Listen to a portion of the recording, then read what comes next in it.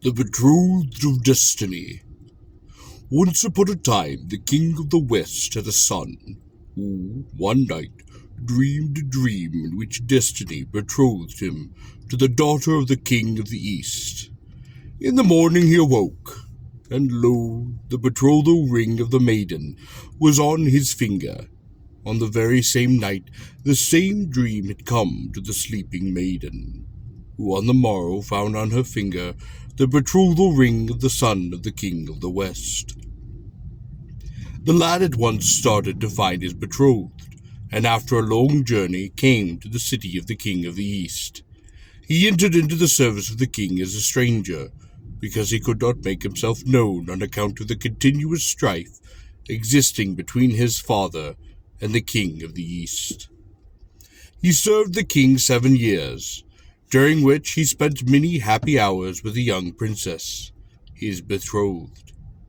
At the expiration of the 7 years, he asked the hand of the princess as a remuneration for his services. The king, who was well pleased with the lad, consented to give him his daughter in marriage. But the lad said he must take her to his country, where their wedding should take place. The king consented to that also, and let his daughter go, giving her a precious dower. On their way to the country of the King of the West, they had to cross the sea, and so went on board a ship. The captain, being a wicked man, was charmed by the beauty of the maiden, and before the ship sailed, he sent the lad ashore, bidding him to make a further preparation. As the voyage would prepare, it would be long on account of the contrary winds. As soon as the lad had disappeared, the captain weighed the anchor and set sail. The lad came back only to find that the ship had sailed away with his love on board. There remained nothing for him to do but to lament and to bewail upon his ill luck.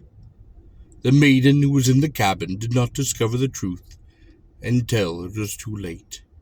To her censure and upbraiding, the vile captain answered with the proposal that she should become his wife. "I marry you, such an ungracious beast as you are," she exclaimed. "I would rather make my grave upon the unfathomable sea."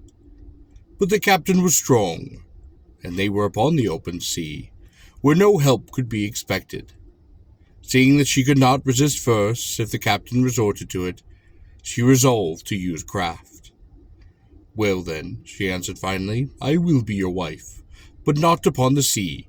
We will go home to your city, and there be married lawfully." The captain to this consented, and they soon reached the city. "Now do you go first," said the maiden, "and make preparation. I will wait here until your return." Without a suspicion, the captain went ashore, but as soon as he had disappeared, the maiden bade the other sailors weigh anchor, and she set sail without knowing where to go. At last she reached another city, and cast the anchor. The king of that city was a young lad of marriageable age, who was celebrating his wedding festival. 39 beautiful maidens were already elected, and only one maiden was missing to complete the number 40, from among whom he would choose as queen, while the others were to become handmaids to that queen-elect. The king, hearing that a beautiful maiden had come to his haven, hastened thither, and seeing the princess, spoke to her. "Fair maiden, come, and by your presence complete the number 40. You are the jewel of all these maidens, and will surely be my dear queen, while the rest shall become your handmaidens." "Very well, I will come," answered the princess. "Only send hither your 39 maidens, and I may come to your palace with great pomp." The youthful king consented, and sent his maidens on board the ship. As soon as they came, the princess weighed anchor and set sail. She told the 39 maidens who she was, and asked them to accompany her until destiny showed them what to do. The maidens, who were fascinated by her beauty and her most commanding appearance, and promised to follow her wherever she went, even to the ends of the earth. After sailing continually, they came to an unknown shore, where there was a castle. They then cast anchor, and all the party landed. Entering the castle, they found in it 40 rooms with a bed in each, all most richly decorated. The castle contained great wealth and abundance of food. Thus satisfying their hunger, they went to bed, each maiden occupying a chamber. In the middle of the night, the door of the castle suddenly opened, and there entered 40 brigands, who were the owners of the stronghold, and were just returning from a nightly foray, bringing with them a great cess of booty. "Aha!" exclaimed the brigands, seeing the maidens. "We hunted elsewhere, and lo, the antelopes have come to our own home." "Enter, you brave maidens," said the "Enter, you brave heroes," said the maidens. "We were waiting for you." And they pretended to be very much pleased to see the brigands, who entered the rooms occupied by the maidens without suspicion. When they had laid down to their arms and retired to rest, each maiden took the sword of the brigand who lay within her room, and smote off his head. Thus the maidens were the owners of the wealth and property. In the morning the maidens rose, and putting upon the clothes and arms of the robbers, appeared as youthful knights. They mounted the brigands' horses, taking in their saddlebags the gold, silver, and jewels, and all the portable wealth. After a long journey they came to the city of the King of the West, and encamped upon a meadow upon the outskirts of the city. Soon they heard a herald crying that on the following day there should be elected a king of the realm, for inasmuch as the late sovereign had died, and the heir apparent was still lost. It was necessary to choose a new ruler.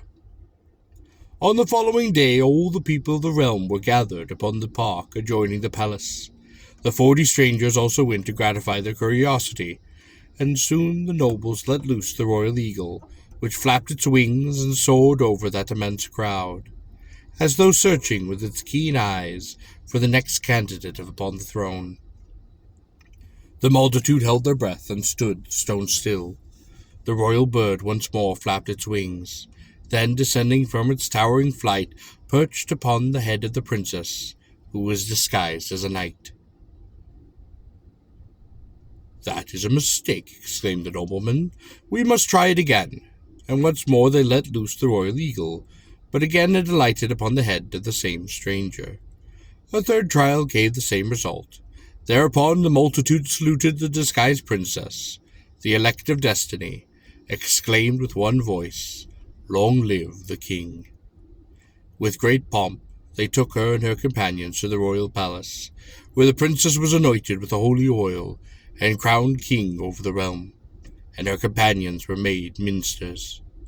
This new king proved to be wise and most just ruler that the country had enjoyed, and all the people of the realm loved and honored their sovereign with all their heart.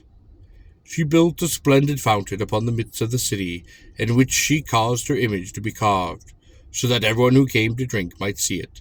She put guards to watch the fountain day and night, and said to them, "Watch carefully, and when you perceive a stranger who, upon seeing my image, so shines of knowing me, bring him hither." One day there came a stranger, who, after drinking from the fountain, raised his eyes and saw the image. He gazed for long, and sighed most deeply. Immediately he was arrested and taken to the king, who, looking at him from behind a curtain, ordered him to be imprisoned. This was the captain of the ship. On another day there came another stranger, and he also viewed, and he also sighed. This was the king, the owner of the 39 maidens. He was kept in an apartment of the palace, and at last, disguised as a stranger, came the prince, the betrothed of the ruling sovereign, and the heir apparent to the crown. He also looked upon the image, and sighed, and was therefore taken to the palace. Thereupon the princess summoned a parliament of all the nobility and the learned and wise men of the realm. She caused the 3 strangers to be brought before the assembly, and told her story from beginning to end. The captain was then condemned to be hanged, and was executed forthwith. The lord of the 39 maidens received them all, to whose number the princess added one of her own beautiful handmaidens, thus making up the 40. The prince and the princess, the betrothed of destiny, celebrated their wedding with great joy and pomp for 40 days and 40 nights. The prince, as the true heir, was crowned king, his consort queen, and they reigned together. Thus they reached their desire, and may all of us attain our desires and the happiness ordained to us by an all-wise providence. 3 apples fell from heaven, 1 for me, 1 for the storyteller, and 1 from him who entertained the company.